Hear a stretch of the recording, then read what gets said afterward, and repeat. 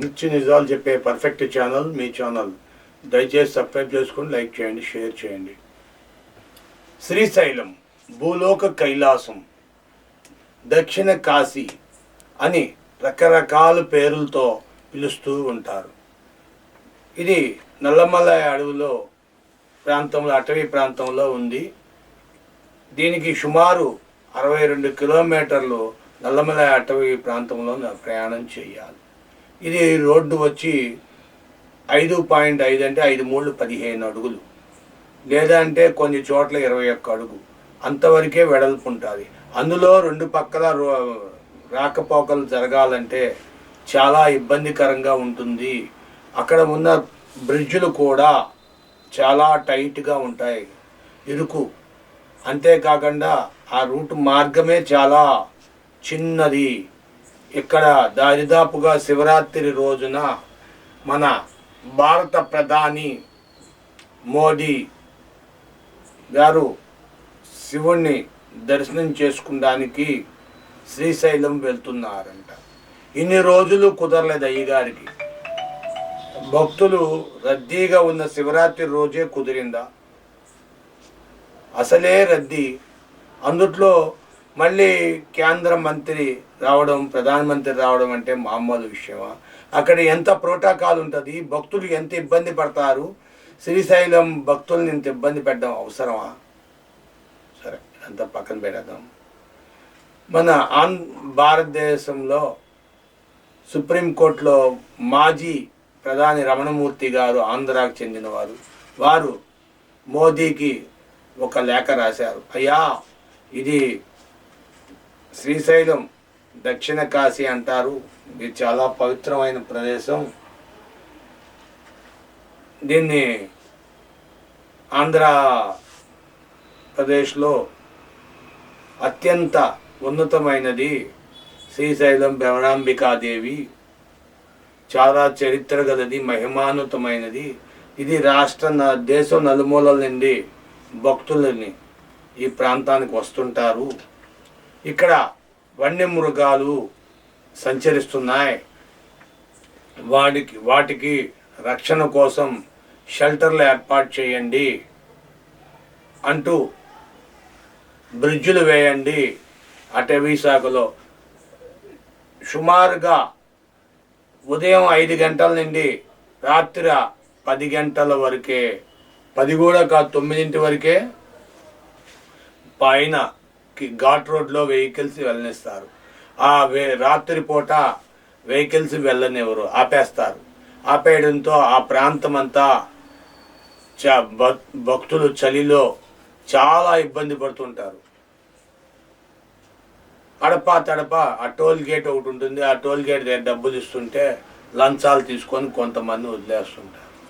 కానీ చాలా వరకు ఆ టోల్ గేట్ దగ్గర వెళ్ళనివ్వరు. ఎందుకంటే రాత్రిపూట జంతువులు సంచరిస్తాయి. ఇదంతా బాగానే ఉంది, జంతువులు సంచరిస్తాయి. పగటి పూట కూడా జింకలై కనిపిస్తుంటాయి. జింకలు, దుప్పులు, అవేంటి తోడేళ్ళు, ఇవన్నీ కూడా కనిపిస్తుంటాయి.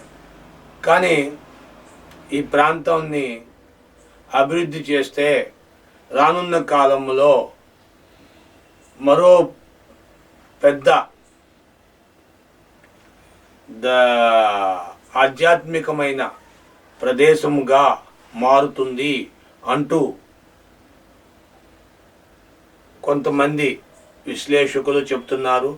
మన సిజే రమణ గారు కూడా, మాజీ సుప్రీం చీఫ్ జస్టిస్ రమణ గారు కూడా ప్రధానమంత్రికి లెటర్ రాశారు. అక్కడ చూడాల్సిన ప్రదేశాలు అనేకం ఉన్నాయి. మౌనమని ఆశ్రమం అని, అక్కడ కదిలేవనం అని,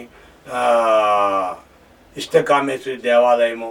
అసలు ఆ ప్రదేశానికి వెళ్తే రావాలనిపించదు, అంత మధురముగా ఉంటుంది. మన తిరుపతి వెళ్తే ఎలా ఉంటుందో అంతకంట. అన్ని కులాలకి ఆ ప్రాంతంలో కాటేజీలు కట్టారు. ప్రతి కులానికి కాటేజీస్ ఉన్నాయి, సత్రాలు ఉన్నాయి, గవర్నమెంట్ కేటాయించిన సత్రాలు ఉన్నాయి.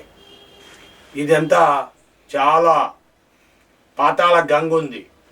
పవిత్ర ఆ, తీర్థాలు ఉన్నాయి, సాక్షి గణపతి ఉన్నాడు, ఇలా రకరకాలుగా ఉన్నాయి. ఈ ప్రాంతాన్ని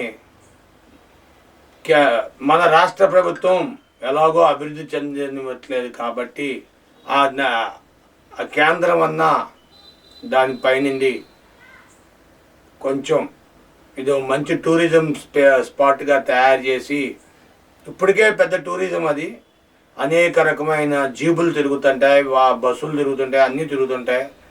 కానీ ఇంకా అభివృద్ధి చెందితే ఇంకా బాగుంటుంది అంటూ సిజి రమణ గారు కూడా సిఫార్సు చేయడం గమనార్హం.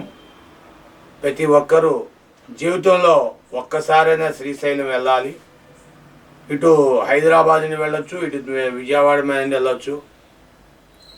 కర్నూలు జిల్లాలో ఉంది, చాలా బాగుంటుంది. శైవ క్షేత్రం, చుట్టువైపులా రథం తిరిగేటట్టుగా చుట్టువైపులా ఇది పెట్టారు. ఉగాది రోజున రథం తిరుగుతుంది, మళ్ళా శివరాత్రి రోజున రథం తిరుగుతుంది. చాలా వైభవంగా ఉంటుంది. దానికి ఒక పెద్ద చరిత్రే ఉంది. నందీశ్వరుడికి ఏదో సాలివా అని వచ్చి ఒక రాత్రి నందీశ్వరుడు దారం కడతారు 4 కొమ్ములకి. చాలా దూరం ఉంటుంది, పెద్ద దేవాలయం. 4 కొమ్ములకి దారం కడతారని ఏదో చరిత్ర ఉన్నది. ఆ చరిత్రను చదివితే చాలా బాగుంటుంది. దయచేసి ప్రతి ఒక్కరు కూడా సబ్స్క్రైబ్ చేసుకోండి, లైక్ చేయండి, షేర్ చేయండి. మీ ఒక్క సబ్స్క్రైబ్ మాకెంతో ప్రోత్సాహాన్ని ఇస్తుంది, ఒక లైక్ మాకెంతో ప్రోత్సాహాన్ని ఇస్తుంది. షేర్ చేయండి, లైక్ చేయండి. Thank you for watching our channel.